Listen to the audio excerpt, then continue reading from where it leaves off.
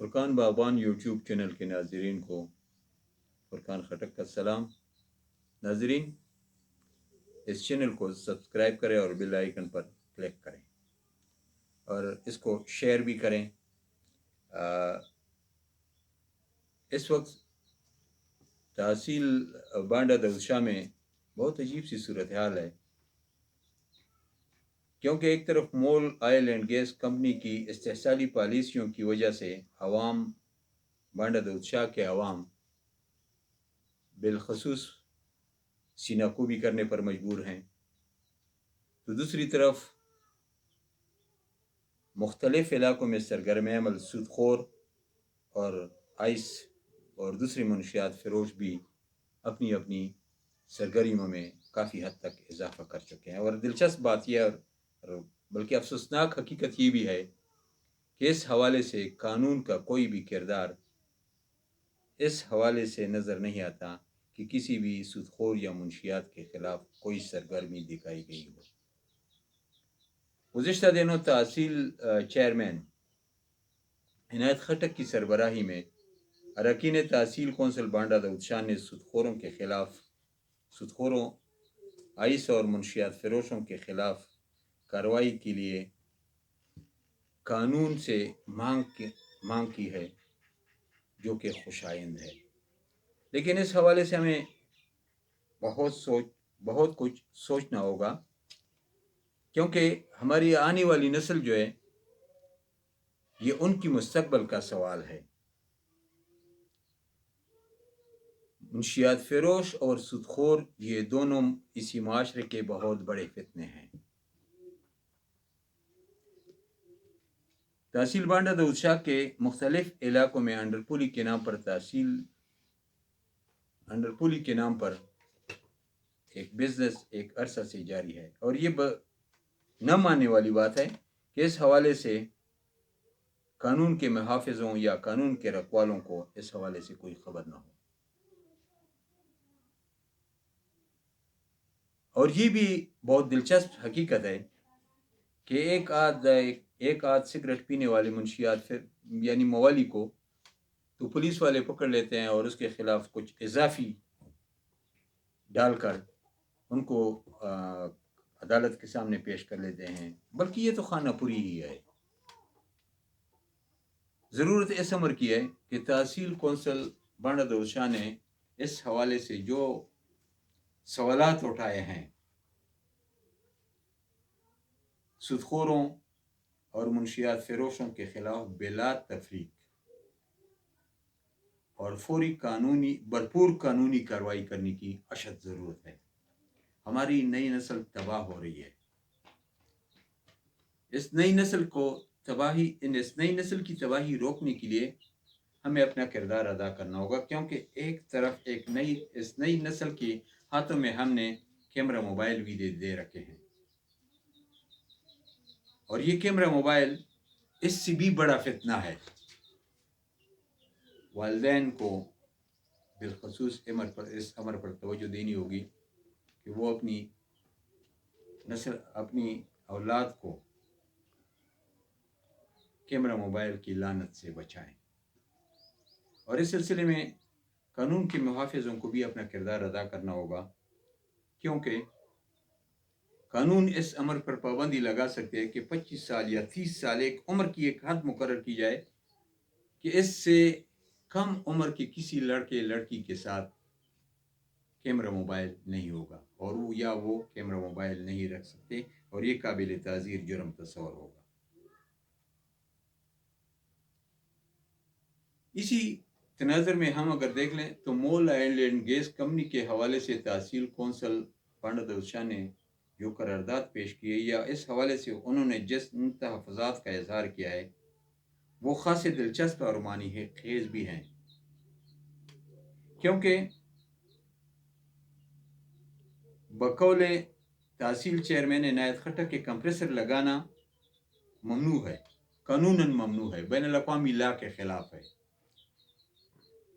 یعنی یہاں کے ویلز میں یہاں کے کنووں میں اگر 30 سال کا تیل گیس ذخیرہ موجود ہے تو ان لوگوں نے کمپریسر لگا کر وہ 30 سالہ تیل گیس ذخیرے کی عمر 15 سال کر دی ہے۔ یہ پروڈکشن بہت زیادہ لے رہے ہیں، یعنی اپنی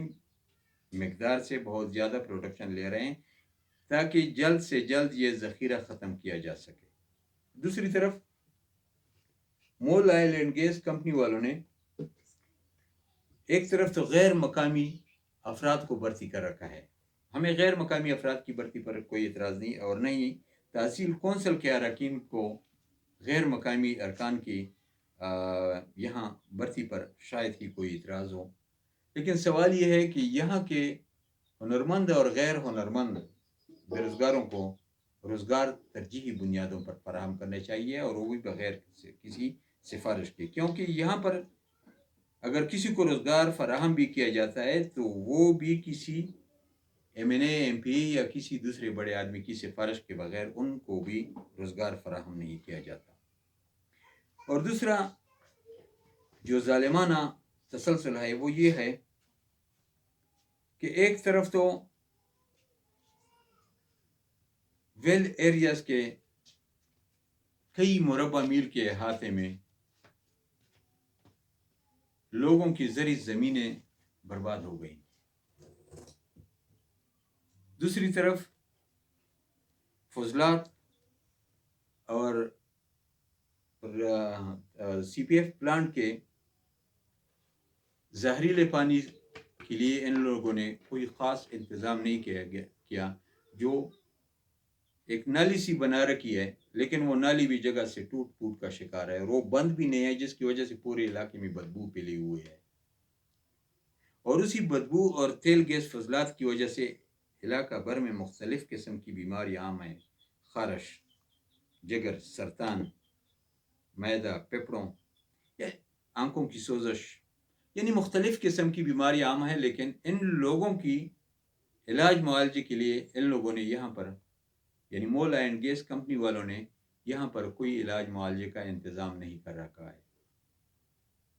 اگر یہ الگ ہسپتال قائم نہیں کر سکتے تو کم از کم ان کو تحصیل ہیڈ کوارٹر ہسپتال میں ان امراض کے ماہرین ڈاکٹرز اور ان امراض کے لیے متعلقہ ادویات، ٹیسٹ، لیبارٹریز کم از کم لگانے چاہیے تاکہ عوام کو مفت علاج یہاں پر میسر ہو، لیکن یہ بھی کچھ نہیں کیا۔ اسی طرح تحصیل کونسل کے ارکان نے گرگری روڈ پر بھی انتہائی جارحانہ انداز میں تنقید کی، کیونکہ 12 کلومیٹر کا جو ایریا ہے، یعنی ٹیری چوک بانڈا دود شاہ تا ٹیری، یہ سڑک تو انہوں نے مکمل کی ہے 48 گھنٹے میں، اور اس کے علاوہ جو ٹیری تا گرگری سڑک، اس کو ان لوگوں نے کھنڈر بنا دیا ہے مرمتی کی تعمیر کے نام پر، لیکن ٹھیکیدار گزشتہ 3-4 ماہ سے رفو چکر ہو چکا ہے، اور اس سڑک پر آمد و رفت تقریباً ناممکن ہو چکی ہے، کیونکہ بارشوں کی وجہ سے بھی اور ویسی بھی یعنی مسلسل کھڈے بنے ہوئے ہیں، جس کی وجہ سے یہاں پر لوگوں کی آمد و رفت مشکل ہو رہی ہے، اور اسی کے سدباب کے لیے بھی تحصیل کونسل نے جو متفقہ قرارداد پاس کی ہے وہ بھی قابل داد ہے، لیکن ان سب پر عمل درآمد کرنے کی بھی ضرورت ہے، سیاسی پارٹیوں کے خول سے نکلنے کی بھی ضرورت ہے، کیونکہ تحصیل کونسل میں مختلف سیاسی جماعتوں سے تعلق رکھنے والے بالخصوص جے یو آئی اور پی ٹی آئی کے ارکان یہاں پر زیادہ موجود ہیں، تو پی ٹی آئی اور تحصیل اور جے یو آئی والوں نے اگر ان قومی معاملات کے حل کے لیے اکا کر لیا تو یہ خوش آئند ہے، لیکن یہ اکا اخلاص پر مبنی ہونا چاہیے، کیونکہ بد اعتمادی کی فضا ابھی قائم ہے۔ گزشتہ دنوں بھی مختلف 14 ولیج کونسلوں کے کسان کونسلر اس بنا پر سنکو بھی کر رہے تھے کہ محکمہ زراعت والوں کی طرف سے زمینداروں کو فراہم کی جانے والی مونگ پھلی اور اس کے ساتھ یوریا वो PTI के ज़िम्मेदारों ने अपने जुनूनी साथियों के हवाले किए हैं और इस हवाले से किसान कौंसलर लाइलम हैं। गो कि ये किसान कौंसलर की वसातत से ज़मींदारों को फराहम करना ज़रूरी था। नाज़रीन, सूरत हाल बहुत दिलचस्प है इस हवाले से भी कि तहसील कौंसल बातें बहुत करती है और इससे पहले भी एक तहसील कौंसल थी, उन्होंने भी बहुत बातें की थी, लेकिन शायद ही किसी भी उनकी करारदाद पर अमल दरामद मुमकिन हुआ हो। मसलन तहसील कौंसल में CNW, साइल कंजर्वेशन, पब्लिक हेल्थ और इस तरह के दूसरे इंतज़ामी सब डिवीज़न दफातर तो मौजूद हैं, लेकिन इन दफातर में कोई एक भी बंदा नहीं होता। और ये भी दिलचस्प हकीकत है कि इन्हीं दफातर की फ़आलियत और इन्हीं दफातर के नाम पर दर्जनों मुलाजमीन को तनख्वाहें भी अदा की जाती हैं कि भाई ये यहाँ पर ड्यूटियाँ करते हैं, लेकिन अमलन ये दफातर वीरान हैं, चमगादड़ों का मस्कन बन चुके हैं। GPO यानी डाकखाना हमारा, जहाँ पर लोगों को पेंशन भी मिलती है, बूढ़े पेंशनर्स, बेवाएं लाठियाँ टेकते हुए यहाँ आते हैं, लेकिन उनके बैठने के लिए कोई इंतज़ाम नहीं और न ही डाकखाना भी CNW या पब्लिक हेल्थ की किसी रिहाइशगाह में कायम है जहाँ पर खुद यानी 3-4 मुलाजमीन हैं। डाकखाने के मुलाजमीन के अपने बैठने के लिए भी शायद ही मुनासिब इंतजामात हों और दीवारों के साए में सारा दिन ये पेंशनर बेवाएं बैठी रहती हैं अपनी बारी के इंतज़ार में। ये बहुत सारे चैलेंजेस हैं। इन्हीं चैलेंजेस से नबरदआज़मा होने के लिए तहसील कौंसल को भरपूर किरदार अदा करना होगा, क्योंकि पहली मीटिंग में, ये जो गुज़िश्ता रोज़ मीटिंग हुई, इसी मीटिंग में महसूस किया गया कि असिस्टेंट कमिश्नर बांडा दाऊद शाह और DSP बांडा दाऊद शाह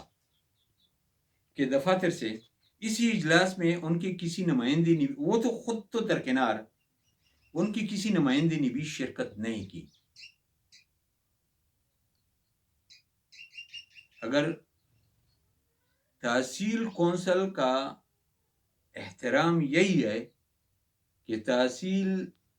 के असिस्टेंट कमिश्नर अपना नुमाइंदा भी भिजवाना मुनासिब नहीं समझता उनके इजलास में, या DSP अपना नुमाइंदा भिजवाना मुनासिब नहीं समझता, तो ये बहुत बड़ा लम्हा फ़िक्रिया है और इसके लिए तहसील कौंसल को भी सोचना होगा। रही बात TMA बांडा दाऊद शाह की, तो TMA बांडा दाऊद शाह इस वक्त मेरे ख्याल में इनकी कोई कारकर्दगी नहीं है, क्योंकि इनके हवाले से विलेज नाज़िमीन ने भी